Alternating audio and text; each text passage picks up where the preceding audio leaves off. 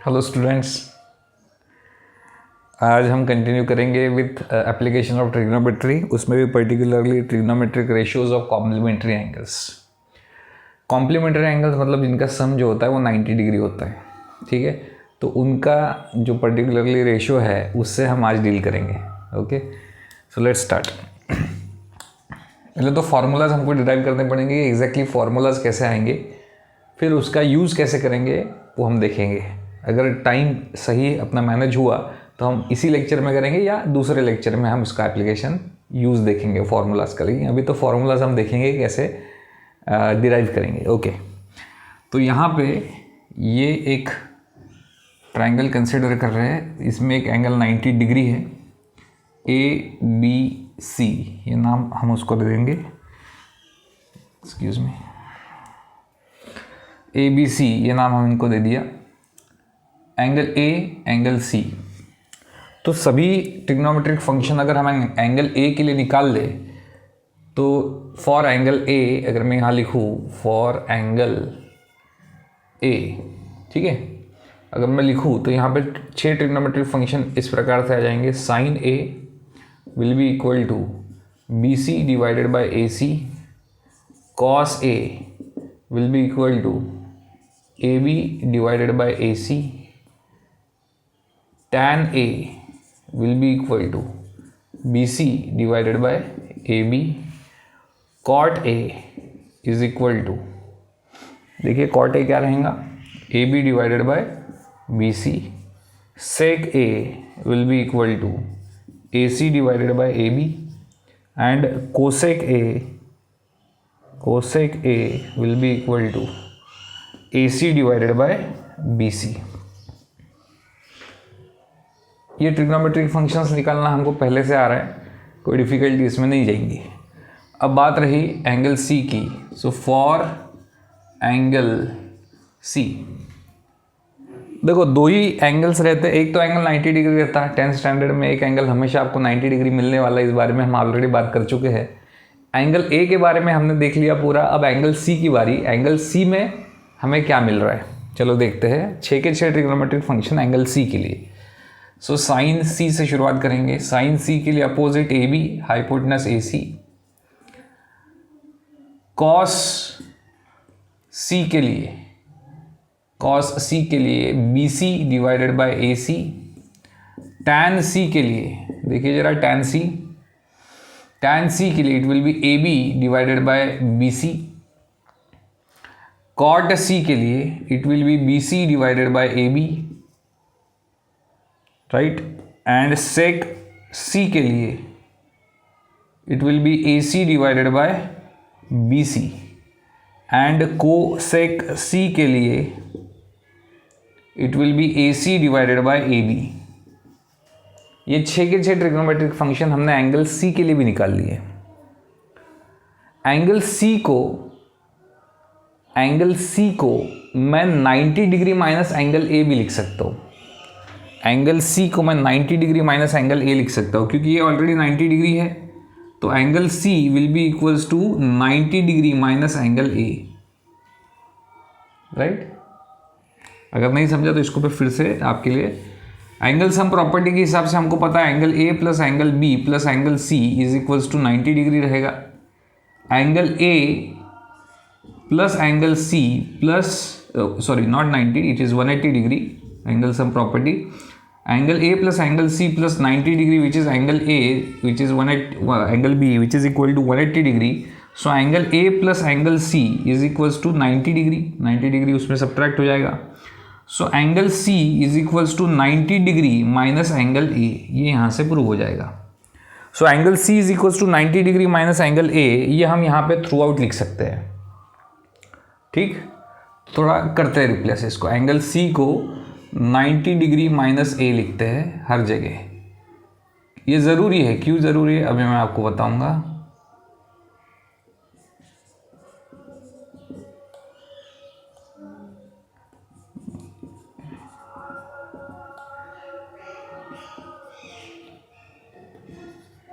ये हमने रिप्लेस कर दिया इसको पूरा।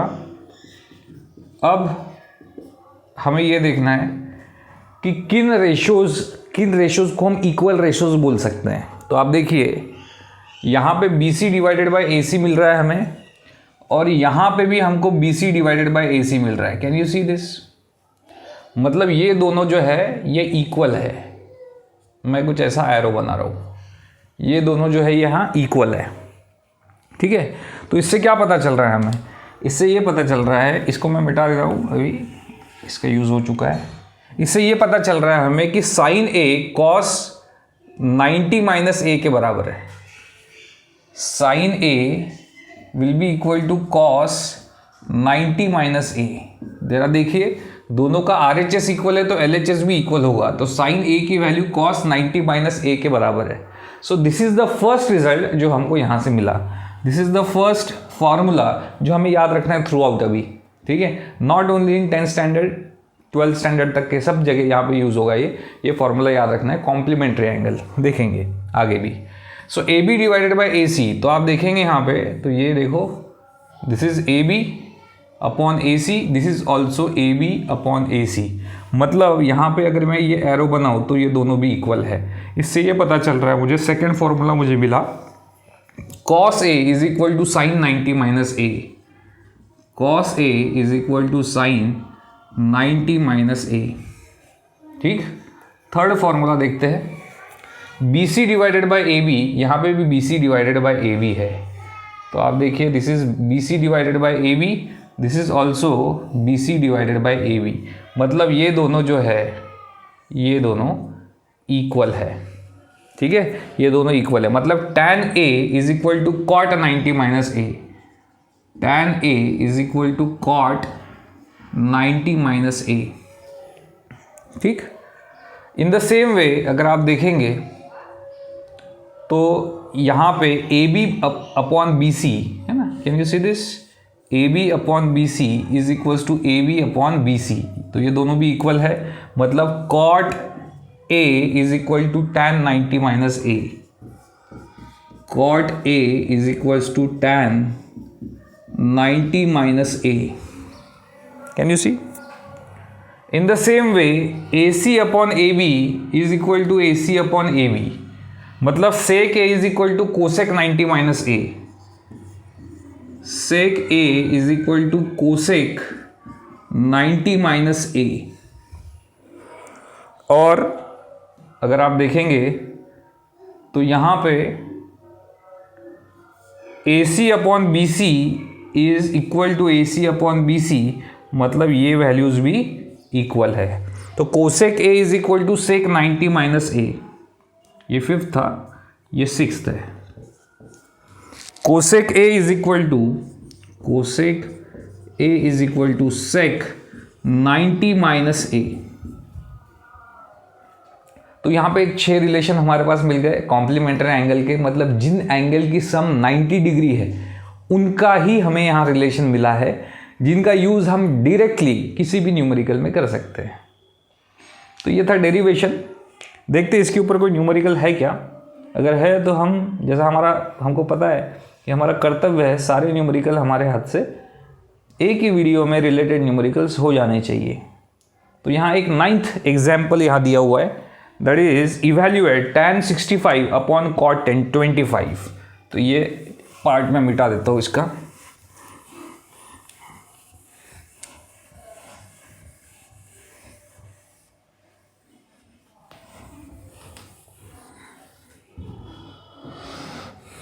tan 65 upon cot 25, tan 65 divided by cot 25, ये हमें पता करना है।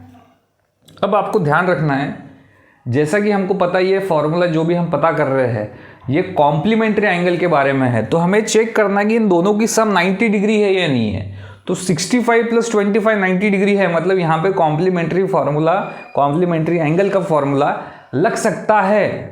ये पहली टेस्ट है, ये हमने चेक कर लिया कि यहाँ फॉर्मूला लग सकता है। अब फॉर्मूला कौन सा लगाएंगे?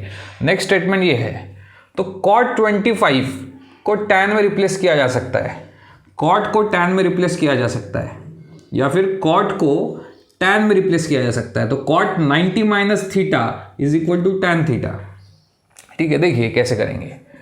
ये हो गया tan 65 कॉट को अगर मैं देखो कॉट ए को मुझे अगर टैन लिखना है, कॉट को मुझे टैन में कन्वर्ट करना है, ये कॉट है इसको मुझे टैन में कन्वर्ट करना है, तो मुझे यहाँ पे टैन कॉट के साथ जो भी एंगल दिया था 90 में से उसको सब्ट्रैक्ट करके लिखना है। तो 90 में से 25 सब्ट्रैक्ट करके लिखना है। आई जस्ट होप आपको समझा है। फिर से बता रहा हूँ, कॉट को देखो कॉट ए कॉट 25, कॉट को मुझे टैन में कन्वर्ट करना है, कॉट को मुझे टैन में कन्वर्ट करना है, तो मुझे ए को 90 माइनस ए के हिसाब से लिखना पड़ेगा टैन के साथ। ठीक है, अगर नहीं भी समझा तो प्रैक्टिस के साथ आएगा।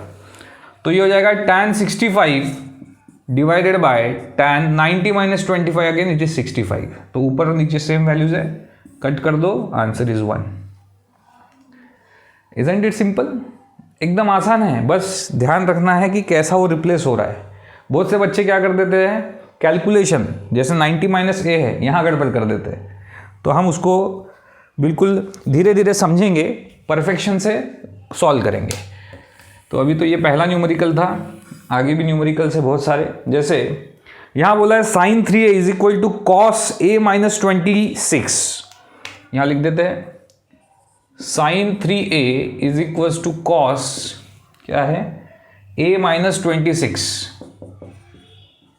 Okay, where 3a is an acute angle, find the value of a। 3a खुद एक एक्यूट एंगल है, मतलब लेस देन 90 डिग्री, मतलब हमारे क्राइटेरिया में बैठता है। हमको सिर्फ एक्यूट एंगल के ही क्वेश्चन को सॉल्व करना है। ऑब्ट्यूस एंगल के लिए आपको नेक्स्ट क्लास 11th या 12th में इसको पढ़ाई करेंगे। ठीक है, अभी तो आपको समझना है कि इसमें एक्यूट एंगल का कैसे सॉल्व करेंगे। तो सबसे पहले इन दोनों को कंपेयर नहीं किया जा सकता। हाँ, दोनों साइन रहते तो बात अलग थी, दोनों साइन रहते तो एंगल को कंपेयर किया जा सकता है, लेकिन साइन नहीं है। यहाँ पे एक साइन है, कॉस है। तो एक तो आप साइन को कॉस में कन्वर्ट करो या कॉस को साइन में कन्वर्ट करो। साइन को अगर कॉस में कन्वर्ट करना है तो साइन ए को कॉस में कन्वर्ट करने के लिए कॉस जब भी लिखेंगे तो ए जो टर्म है उसको 90 में से सब्ट्रैक्ट करिए। तो यहाँ पे मुझे अगर कॉस लिखना है तो मुझे 3a को 90 में से सब्ट्रैक्ट करना है, समझा?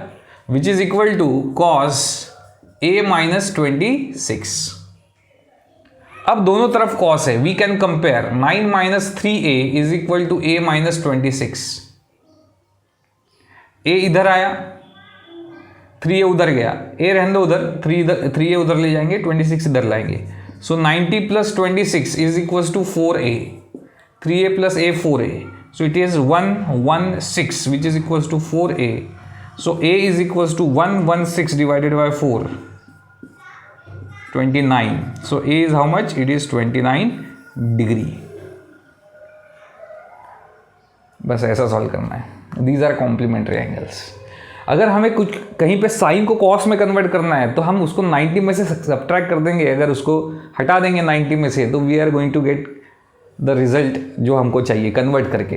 ठीक है, साइन को कॉस में कन्वर्ट करना, कॉस को साइन में, टैन को कॉट में, सेक को कोसेक में, ये सब पॉसिबल है यूजिंग कॉम्प्लीमेंट्री एंगल का फॉर्मूला। ये सारे फॉर्मूले 6 आगे जाके 11th 12th में और इस चैप्टर में भी 10th में भी आपको इनका बहुत यूज़ है। और ऐसा न्यूमेरिकल आ गया तो आप समझ लो आपकी लॉटरी लग गई, एकदम आसान न्यूमेरिकल से मेरे हिसाब से। चलो आगे का क्वेश्चन देखेंगे। 11th क्वेश्चन आखिरी सॉल्व न्यूमेरिकल है, इसके बाद मैं अभी वीडियो स्टॉप कर दूंगा और मैं नेक्स्ट एक्सरसाइज 8.3 का एक सिंगल वीडियो नेक्स्ट टाइम, मतलब जब भी नेक्स्ट वीडियो आएगा वो 8.3 कंप्लीट एक्सरसाइज करेंगे। अभी देखते हैं 11th question, cot 85 plus cos 75। इसको क्लीन करना पड़ेगा।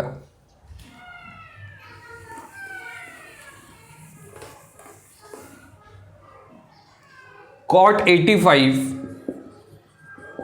Plus cos 75 in terms of trigonometric ratios of angle between 0 degree and 45 degree.